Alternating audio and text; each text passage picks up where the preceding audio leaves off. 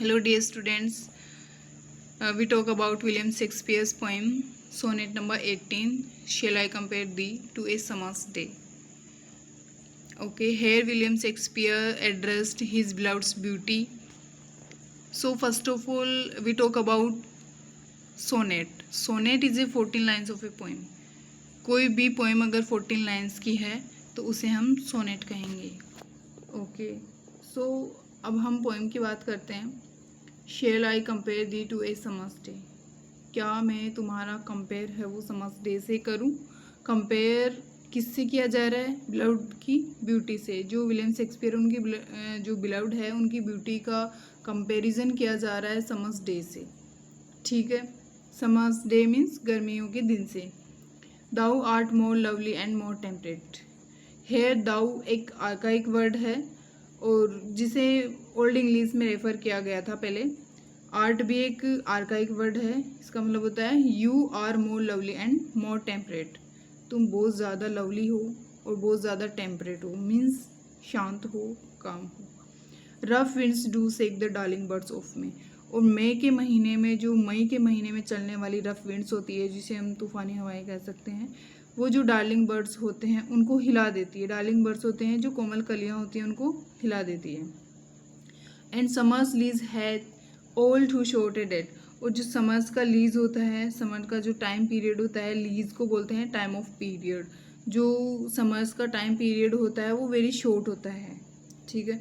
Some time to होट the I of haven shines. कभी कभार जो आई ऑफ हेवन होता है वो बहुत ज़्यादा चमकता है, जिसे हम स्वर्ग की आँख किसे बोलते हैं? सन को बोलते हैं. तो सन कभी कभार बहुत ज़्यादा चमकता है, मीन्स कभी कभार बहुत ज़्यादा गर्मी पड़ती है. And often is his old gold complexion dim. कभी कभार उसकी जो गोल्ड कॉम्प्लेक्शन होती है वो डिम हो जाती है, यानी कि कभी कभार तो बहुत तेज़ चमकता है और कभी उसकी जो स्वर्णिम लालिमा जिसे हम कह सकते हैं, गोल्ड कॉम्प्लेक्शन का मतलब होता है स्वर्णिम लालिमा, जो उसकी रेज होती है वो कभी कभार डिम हो जाती है. And every fair from fair sometime decline. और हमेशा फेयर से फेयर वस्तु का डिक्लाइन होना तय है, फिक्स है. डिक्लाइन का मतलब होता है डिस्ट्रॉय होना.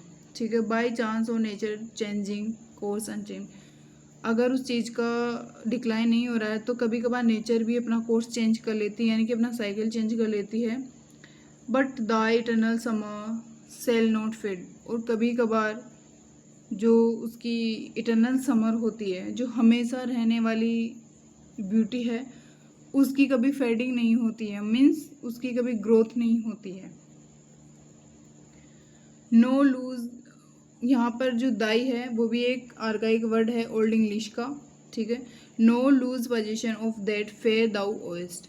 और जो तुम्हें तुम्हारी ब्यूटी गॉड के द्वारा प्रदान की गई है, गॉड के द्वारा जो दी गई ब्यूटी है, उसका अधिकार तुम्हें कभी नहीं खोना है. वो तुम्हारी खुद की है. और इसका मतलब होता है खुद की. पोजीशन का मतलब होता है अधिकार, उस पर तुम्हारा ही अधिकार है. Nor shall death brag thou wander'st in his shade. और जो डेथ है वो भी अपनी शेडो के अंदर तुम्हें कभी घसीट के नहीं ले जा सकती, मीन्स जो डेथ है वो भी तुम्हें नहीं मार सकती, तुम्हारी ब्यूटी को नहीं मार सकती, तुम्हें नहीं, तुम्हारी ब्यूटी को नहीं मार सकती. ब्रेक का मतलब होता है घसीट के ले जाना. When in eternal lines to time thou growest. और तुम हमेशा always dwell in this poem. तुम हमेशा इस पोएम के अंदर एग्जिस्ट करती रहोगी. ड्वेल का मतलब होता है तैरना. तुम हमेशा इसके अंदर एग्जिस्ट करती रहोगी जब तक ये पोएम एग्जिस्ट रहेगी. So long as men can breathe. जब तक इंसान सांस ले सकता है. Eyes can see. जब तक आंखें देख सकती है, यानी कि जब तक मनुष्य जिंदा है, जब तक वो देख सकता है, तब तक तुम्हारी जो ब्यूटी है इसके अंदर ग्रो करती रहेगी. तुम हमेशा इसके अंदर एग्जिस्ट रहोगी. So long lives this and this gives life to thee. और तुम हमेशा इसके अंदर जिंदा रहोगी. और दी का मतलब यहाँ है, ये दी मीन्स होता है यू. ये भी एक आर्काइक वर्ड है, यानी कि जब तक तुम्हें ज़िंदगी मिलेगी, जब तक तुम इसके अंदर एग्जिस्ट करती रहोगी. अब हम इसकी राइम स्कीम की बात करते हैं. राइम स्कीम होती है किसी भी स्टेंजा का जो लाइन का जो लास्ट वर्ड होता है उसको हम फर्स्ट लाइन से सेकंड लाइन का जो लास्ट वर्ड होता है उससे हम मैच करते हैं. तो यहाँ पर जो डे है वो मैच हो रहा है मे से. तो डे को हम रेफ़र करेंगे कैपिटल ए से, मे को रेफ़र करेंगे हमें स्मॉल ए से. और टेम्परेट और डेट मैच नहीं हो रहा है तो इसको हम नेक्स्ट वर्ड से रेफर करेंगे, मीन्स बी, कैपिटल बी से हम रेफर करेंगे।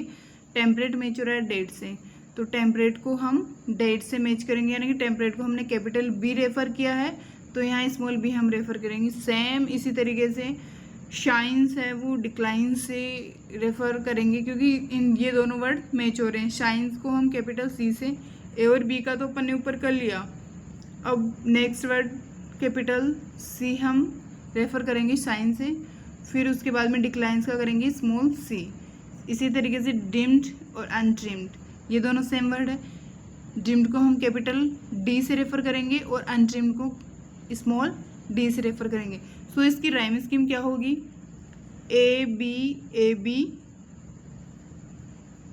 ए B A B C C D D C C D D, इस तरीके से करके आपकी राइम स्कीम इसकी होगी। इसी तरीके से ये 14 लाइन्स तक चलती रहेगी राइम स्कीम। ठीक है, थैंक यू।